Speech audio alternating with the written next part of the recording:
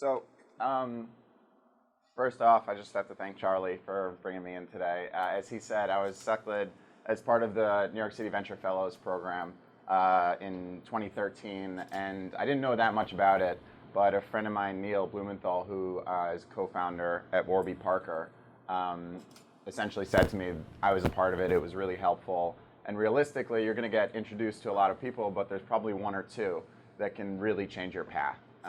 And so, fortunately, Charlie and I were paired up together, and I would say undoubtedly he's really changed my path just from a learnings and a mentorship standpoint, and demonstrated to me what it means to be a leader and to build a great culture. So thank you to Charlie, and thank you obviously to everyone at Next Jump for coming out today. So as he mentioned, it's a really big week. The book that I've written, The Promise of a Pencil, came out 2 days ago. It's completely exceeded every one of my expectations thus far, but I'm not here just to speak about the book. I actually want to share a fair amount just about my personal story, the story of the organization, Pencils of Promise, that I started, and then ultimately some of the learnings that I've picked up along the way, which are also captured in this book. And so my story really starts with a very simple question. If you could have anything in the world, what would you ask for? And I would challenge each of you to think of that thing. And I don't mean like world peace. I literally mean a physical possession. What would that one thing be if you could have anything right now? Because when I was growing up as a kid, I was born in New York. I grew up in Connecticut, about an hour away.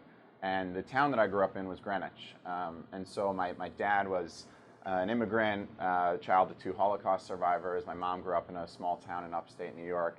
Both of them came out of total poverty and prioritized one thing within our family, which was education. And so when they didn't have much and they were trying to figure out where they should move to raise kids, they literally created this little set of criteria, and the most highly valued thing was education, and Greenwich had the best public education system, so that's why we moved there. And so when I was about 12 or 13, I was playing a lot of sports, but basketball was really my thing. And at the same time, I was very academically inclined, and math was a real strong suit. And that intersection of competition and mathematics led me to the belief that I should go work on Wall Street. And so, as a kid, how many people here, just by a show of hands, like collected something? Like cards, toys, dolls, whatever that thing might be. So I really liked collecting basketball cards, but then I realized pretty quickly that if you looked up in the back of Beckett's magazine, which rated the value on every card, that you could trade a Karl Malone for a David Robinson and eventually get up to a Michael Jordan. And the idea that you could do that essentially for a living with stocks sounded really cool to me as a kid. And so E-Trade came around. I opened up an E-Trade account when I was 13, started working at a hedge fund in the summer when I was 16. By the time I was 19, I was working at a fund of funds that summer. And I was kind of on this fast track to live a life that I was really excited about, but truthfully, the main driver for me was access to money. I wanted to be very, very wealthy, and I was pretty unabashed about it. I wanted to be as rich as possible. And part of that was looking around and seeing income disparity within my town, the wealthiest of the wealthy, living pretty close to some very impoverished families. And so I just wanted to be rich. And that meant that if I could have anything in the world, that would have been a huge house or a boat or a fast car. And so I went to Braun, and I was playing basketball there, and I kind of had this good life that I was shaping together. But I saw this film called Baraka. Has anyone heard of Baraka by any chance? So 1 or 2 people. For those of you that aren't familiar, it was shot over, I think, 6 or 8 years across 24 different countries, and it shows these indigenous cultures and the way of life that people are living right now, and then it puts that next to these incredible geographic wonders, like the world's most amazing sites, but the ones that aren't necessarily highlighted in tourist magazines. And I was just blown away that the world had that much to offer, and that these things were going on while I was sitting in my dorm room in Providence, Rhode Island. And I kind of thought about my life and the idea that I had never really left my comfort zone.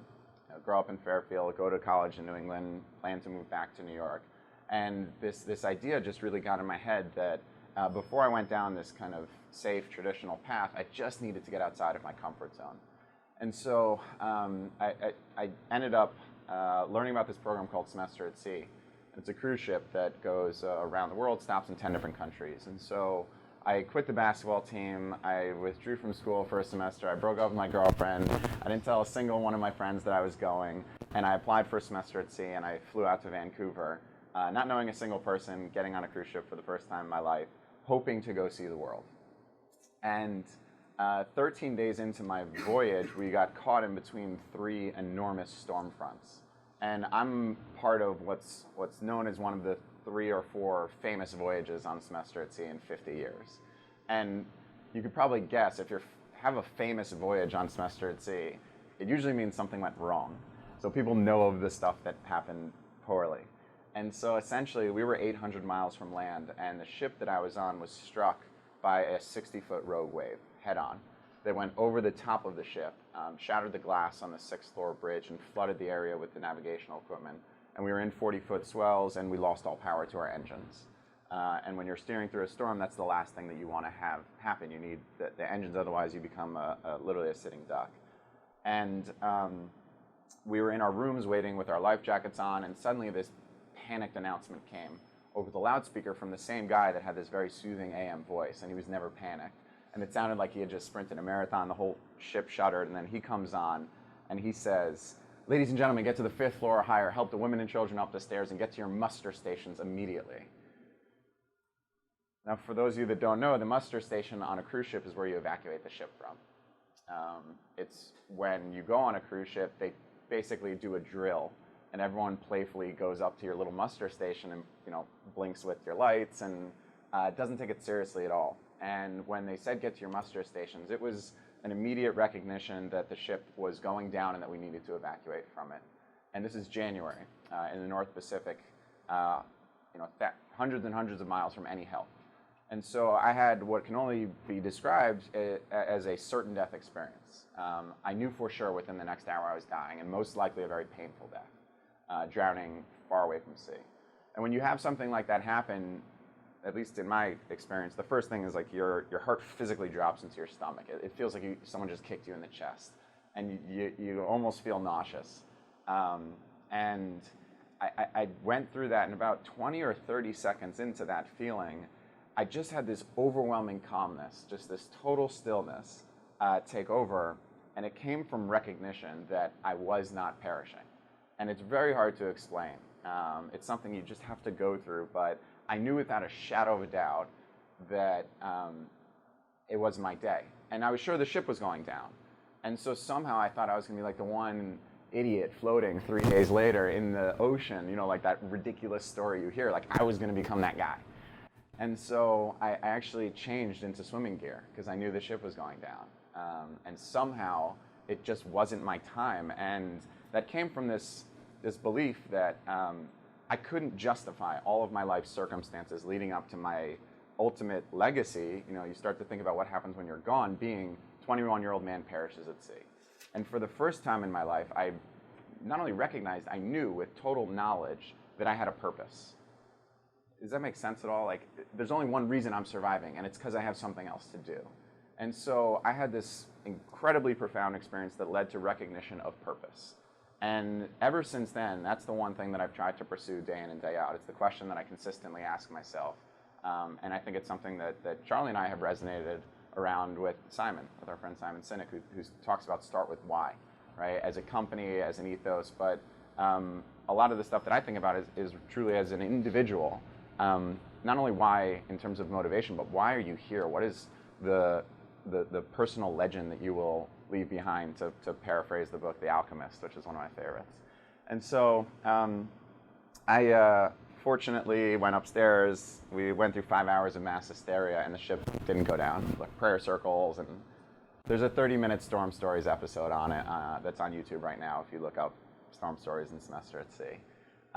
But fortunately, when you have something like that happen and you come out of it, everything after that has this incredible level of richness and depth. It's almost like if you didn't eat for a week and someone gave you a morsel of bread, it's suddenly the most delicious thing you've ever eaten.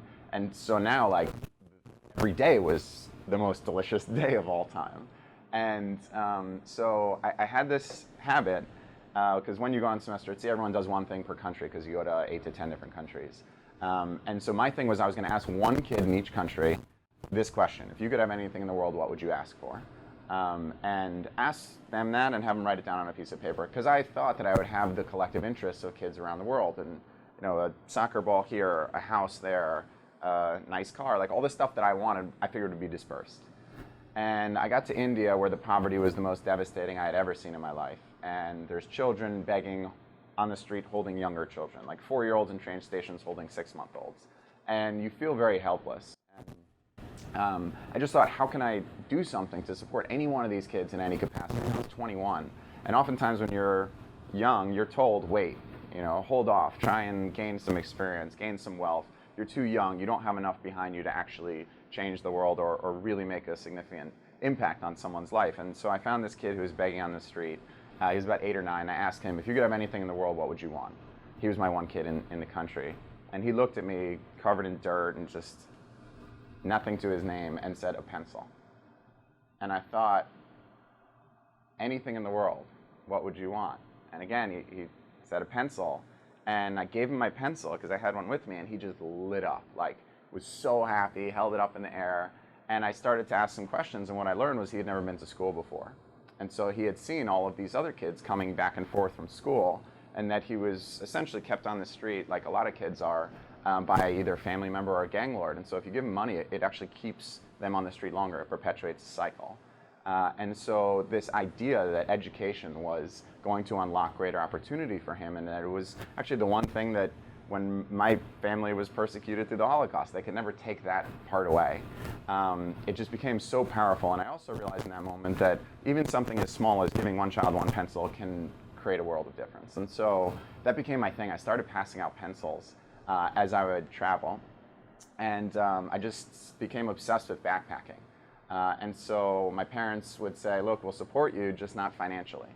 And so if you want to go out and build a business, make some money, work your butt off, whatever you make, sure, you can go use that to travel as much as you like. We're not going to stop you. And I was pretty hard-headed at the time, and probably still so now. And so I ended up working jobs, and then because I didn't have a lot of money, I would take that money and essentially go backpack into the most remote, usually poorest parts of the developing world, because I didn't have much and I could live on $15 a day through Guatemala or Bolivia or name the country. I've traveled through about more than 50 now. So anyway, and the one thing that I did, because I'm actually naturally an introvert, I was always very uncomfortable with the idea of public speaking or even putting myself out there publicly in any way, shape, or form. But the pencils became tools to foster conversations. And they actually exposed me not just to kids, but to parents. And so I could sit with a mother in a market and give a pencil to her child, start up a conversation, try and practice my Spanish, and say, if you could have anything in the world, what would you want? And I'd expect to hear like a fishing net, or better roads, or a less corrupt government. And time again, I heard the same thing in the poorest communities in the world that I heard in the wealthiest zip codes in the country, which was better education for my child. And so I started to think about the inequity of the delivery of that education. The fact that right now you have 57 million children globally who have no access to education at all. Then you have 250 million who go to school every single day, and yet at the end of 5th grade cannot read or write their own name. And so we actually have real issues around both access, which was the highlighted part of the Millennium Development Goals, but now the global education community is starting to focus a lot on quality, or what's just called learning. And so I was just like a man on fire at that point in time. Just, we need to solve this issue. And I wanted to build one school and just work on that school in this one island in Thailand, or this one area of Cambodia that I really fell in love with. And fortunately, mentors said to me, look, there's a lot of people that can go out and do that. You have an opportunity to go work in higher levels of business. And you have an opportunity to build an infrastructure and apply business learnings to the issue that you're trying to help solve. And so I took their advice, and I came back, and I went through investment banking interviews, I went through consulting interviews, and I went through interviews with Blackstone, private equity. And I ended up getting an offer at the company that I wanted to most work at, which was Bain. Mainly because Bain has one of the top training programs for recent college graduates. And so I moved into New York in 2007, which was still a really good time. There was like open bars 4 days a week because we always had new recruits, and back then I was very skilled at open bars. And so, so I ended up moving into this beautiful apartment on Union Square with the child of a very wealthy, famous businessman who just had an extra room and needed a roommate and trusted me. And so I had the most ridiculous apartment you can literally get in New York. I was 23, had access to great parties, great friends, was making really good money, and kind of in the ivory tower, but I started to live a very self-serving life. And things just over and over and over again became about celebration of myself. You know, how could I get this next thing? How could I make this much money? How could I buy this piece of clothing? And I kind of picked up my head after about a year in New York, and I think it's something that a lot of people, especially if you move into New York in your early 20s, it's so overwhelming, the wealth of possibility. It's so exciting that you kind of lose your sense of connection to what you're most passionate about because everything else is kind of so shiny and glittery. And so, so in late 2008, I had 2 conversations with 2 different friends on the same day. And I think a lot of people believe that big ideas, they come out of this like unique epiphany moment that exists in a vacuum. But the reality is big ideas are actually the intersection of a lot of little ideas that lead you to the recognition that there was a big idea between them all along. You know, it's like a common thread that comes together. So I was reading at the time the book 3 Cups of Tea. And I was really inspired by it. And I'm reading about this guy who builds like 55 schools, starting in a van in wherever it was, I think Oregon or Montana. And I'm thinking, like, at the time, I'm 24, I'm in New York, I'm in one of the best jobs in the country. Everyone knows that I wanted to start an organization that builds schools. Why am I waiting? You know, why can't I do this now? Whatever my biggest dream is, why can't I just start? And it's okay to start small. And then I went to meet for brunch with this girl, and she told me about this volunteer organization that she was a part of where everybody was volunteer at this nonprofit. And that was just such a cool idea to me because I think, especially when we start to age up, your life becomes this dichotomy of work and social. It's just your work life and then your personal life and your family life. And you kind of remove the extracurriculars that we all used to have in high school that tapped into the other where you didn't draw economic benefit from it and you didn't feel the personal responsibility. It just provided you with fulfillment or joy or learning.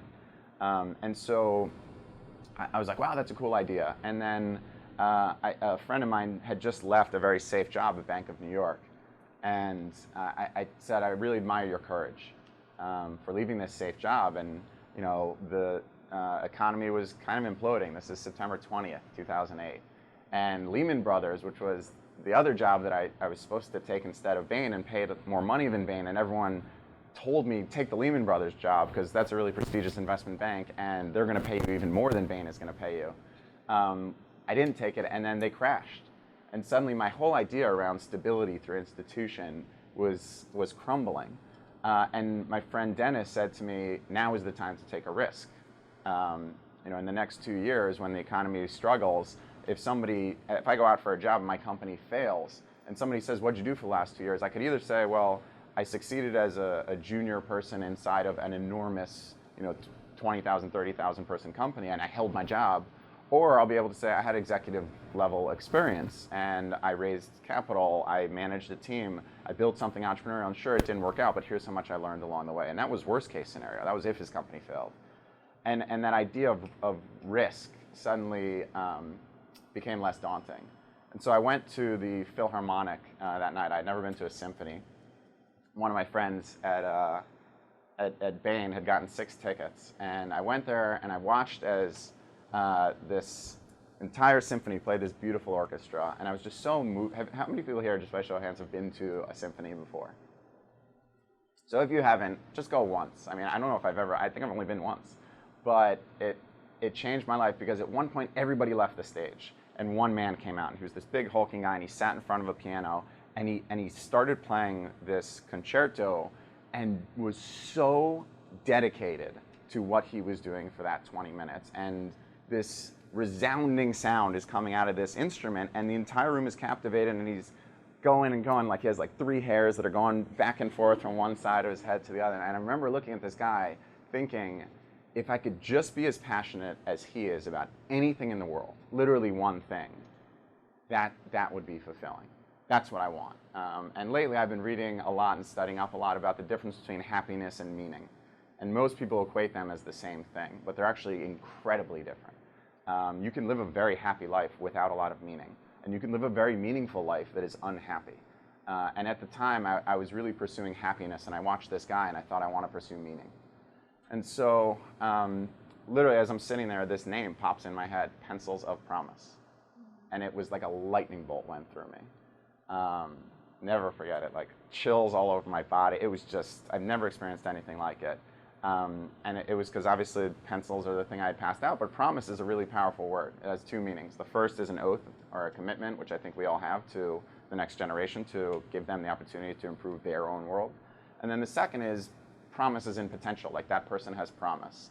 And I feel like within access to quality education, you provide both of those things. So I just love this name, and I was like, I'm going to go use Bain's externship program, which lets you leave for 6 to 9 months, usually to work for a hedge fund or private equity or a portfolio company. I'm going to go find a way to do something for somebody besides myself and go build one school. And so maybe if you can just bear with me, today is actually International Day of Happiness. So if everybody at least here can just close their eyes for, it's going to be a 15-second exercise. Just close your eyes. And I just want you to picture the one person who has sacrificed the most so that you could be where you are right now. There's one person, right, who's probably done more for you than anybody else. Okay, so now you can open your eyes. So this is what I've discovered, and this has been in a presentation that I've used for over a year, and it's ironic that it's International Day of Happiness, but it's really found in serving others, because this is my person. So this is my grandmother. Her name's Eva, but everybody that I know who's ever even heard of her only knows her as Ma. And so Ma went into Auschwitz when she was 14 with 26 other family members, including her 12-year-old sister, her mother, and all of them were gassed the first night. She was the lone person sent to the right. She survived through Auschwitz and then 8 months in Bergen-Belsen, 14 months in a concentration camp as a 14-year-old alone. And through a series of miracles came out the most strong person I've ever met in my life. And I thought, I really want to do something for her. And so the person that you're picturing in your mind, imagine trying to do the most meaningful thing just for them and the amount of meaning that you would derive from that experience. And so I realized the most meaningful thing I could do for Ma would be to not get her a set of golf clubs, not get her a massage, not send her flowers, but to build a school and dedicate it to her, because she was taken out of school when she was sent into the camps and never had the opportunities to go back, which is why education was such a big deal in our family, because she never was able to fulfill that. And so I got this idea. I went in, I literally didn't even ask Bain for permission. And so I went to my local bank about 10 days later. It was October 1st, 2008. And I said, I want to start an organization called Pencils of Promise. And I want to build one school. What does it take to at least open up a bank account? And the woman, her name is Debbie, said to me, well, you have to start with at least $25. I was turning 25 that month. And I really believe in karmic signs. And so I was like, that's a good sign. I'm going to put $25 into a bank account. And so the book, as it's written, is 30 short chapters. And every chapter is titled with a mantra. And those mantras are the guiding steps that I've witnessed, experienced, learned from others to create a life of success and significance, both happiness and meaning simultaneously. And so one of the chapters, the one that really tells this story, is called Big Dreams Start with Small Unreasonable Acts. And I think it's so true. You know, these big things that we aspire towards, when you actually learn where they began, it's like something very small and subtle, but it was a conscious step in that direction. And so this was my bank deposit, which is now framed in our office on 28th and Broadway. And so I put $25 in a bank account and said, I'm going to build one school and dedicate it to my grandmother. And so I ended up deciding that my birthday was at the end of the month. I'm born on Halloween. It's a really fun birthday. But I didn't need birthday gifts. I had done a Halloween fundraiser every single year since I was 21. And so said, I don't need gifts this year. Please just donate at the door for this event. And now have done it every year since, and we have a lot of people that donate birthdays, and now you don't have to do events, you just create a fundraising page. And so anyway, 400 people came out for Halloween, $20 a person, and we raised $8,000. And I knew that it was probably going to take around $25,000, $30,000 from all the time that I'd spent in these rural communities to build one school. And fortunately, I was able to just, I heard a lot of no's, but push through it and find a partner organization, fly out to Laos, where I wanted to start, get on a motorbike with my backpack and kind of figure it out on the ground and find a way to break ground on our first school. And Bain let me take 9 months for my externship to build this first school. And so one day I'm in rural Laos, this village Patong, and I'm at the school by myself, during the lunch break, and these 3 little girls just kind of start peering over my shoulder while I'm writing in a journal, because I've always written. And I just open my kind of Canon SD little camera, and I start recording a video. So Jasunyoung means what's your name, and Nimdae means smile. Nimdae. Jasunyoung? Tamun. Jasunyoung? Nit.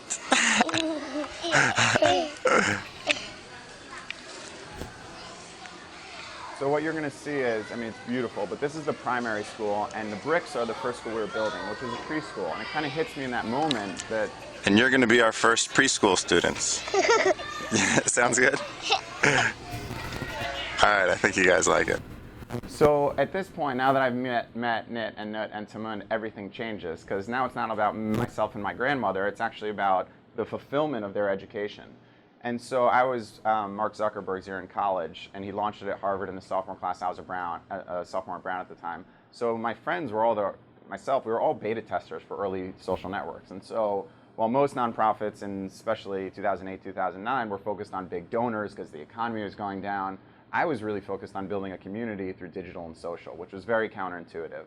And so I posted this, and I tagged every person who had donated. And I went to sleep, and I woke up the next day, and there was this flooding of my inbox from people saying, I can't believe that my $20 went to these actual girls. I want to know more. I want to get involved. How can I participate?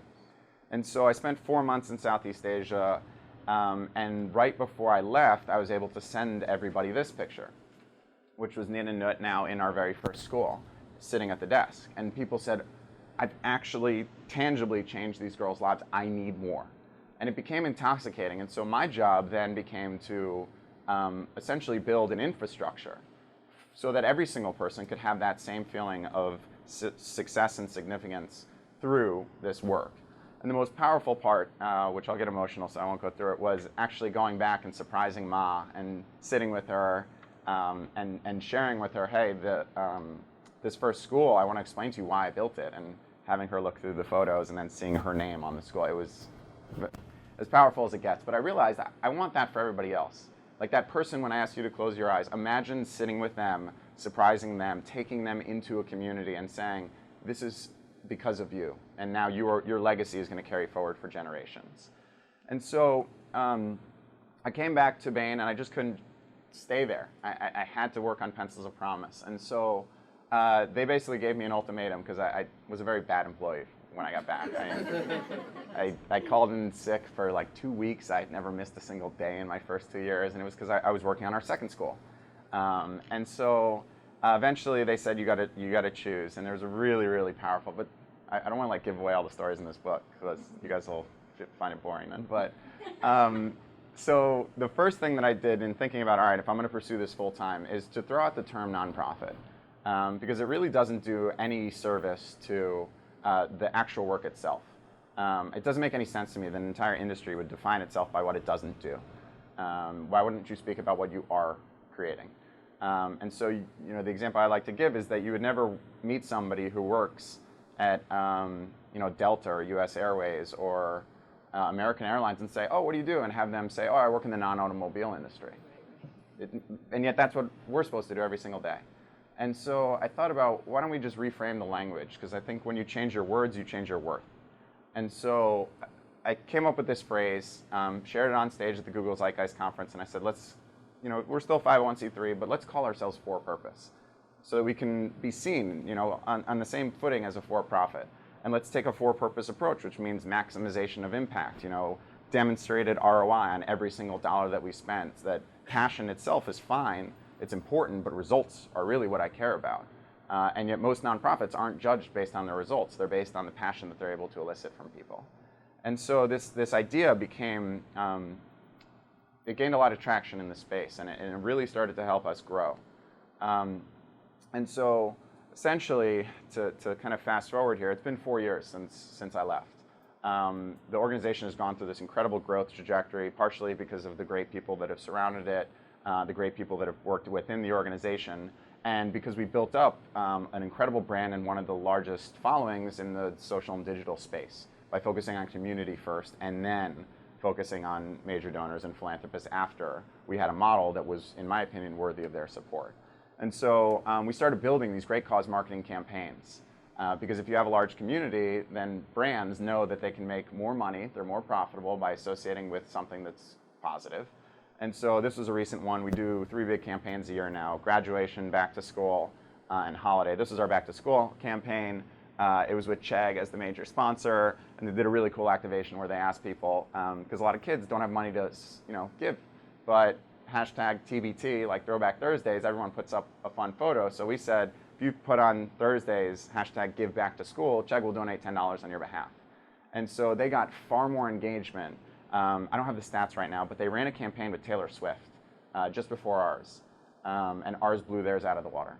And we did not have a celebrity. The celebrity was the individual. And I think it's a really important part of considering any desire to draw action out of another individual. The hero is never the famous person. It's never the person on stage. The hero in the journey always has to be the audience if you want to elicit action. And so this is fast forward. It's 4 years. I had just returned from Ghana 3 weeks ago, where we broke ground on our 200th school globally. So right now there's more than 20,000 students every single day. It's not just Niet and Nut and Tamund. They are in our schools, and I love going back and seeing them, which I'll be able to do again soon. But we expanded from Laos into Nicaragua, Guatemala, and Ghana. And we realized that building schools, and we have a really robust model, 10 to 20% of the funding has to come from the community themselves, so that there's actual sweat equity. And because they don't have extra money, they make it up in labor. So mothers and fathers and elders and siblings physically build the schools that their children will attend. And then we realized the structure is important, the community engagement is important, but you actually need quality teachers. That's really the key. So we developed a teacher training program. And then we saw that teachers alone were great, but that only helped kids get through our primary schools. How about going on to secondary? And from a for-purpose approach, it's nice to say these numbers, but I haven't actually explained to you anything about the impact of whether we've improved their education. So with our teacher training program, kids that are in classrooms where our teachers are fully trained outscore peers 3 to 1 on test scores. With our scholarship program in rural Ghana, about 30 to 40% of kids progress from primary to secondary. There's a huge gap in female education as well. There's gender parity in primary school, 1 boy for every girl. When you get to secondary, basically 2 boys go on and 1 girl stays back. And so there's this huge gap, and we said we need to do something for it. We realized it was only $250 to provide school supplies, uniforms, transportation, tuition fees. And so we developed this robust scholarship program. Rather than 30 to 40% going on in our communities where we have scholarship programs, it's 97%. And then the last part was just this idea that education's evolved a lot since I started 5 years ago. There's new emerging technologies, there's new teaching methodologies, and we now have a 200 school distribution system to test out innovation. So let's push it, let's see what we can do. And so that means a series of innovation pilots that we're launching across 2014. Things like flooding classrooms in Ghana with e-readers and seeing what happens. We're providing long-distance radio programming to rural Guatemala via cell phones. Because early childhood development, when you actually study it, the way that kids learn to read is through hearing stories, telling stories, and repeating stories. But if you're a poor kid in the mountains, you don't hear that many stories. We're using 3D printers in Laos right now to build literacy toolkits that are then using sign language to teach children phonetics. It's like mind-blowing, but this is all stuff that we're developing and cultivating. And so we recently released a video. I've shown some photos, but I always like videos. And so it's a 2-minute video, but it'll give you context on where we're at now. And then I'll wrap up with just a couple key learnings.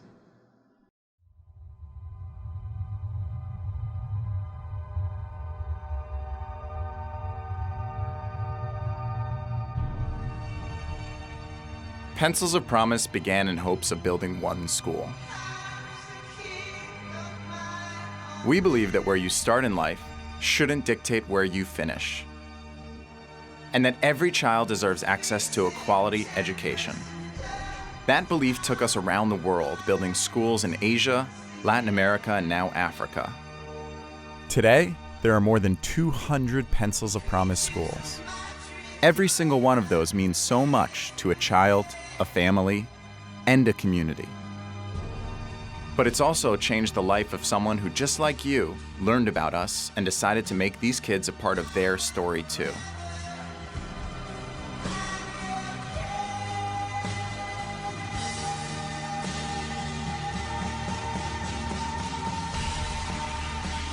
While I built the first school to honor my 80-year-old grandma, a college DJ sold albums to build our 30th. Joel ran a marathon to build our 50th. Kennedy biked across the entire country to build our 70th. Sophia asked for donations instead of birthday presents to build our 90th. And George, a university student from Ghana's passion, put us over the 100 school mark.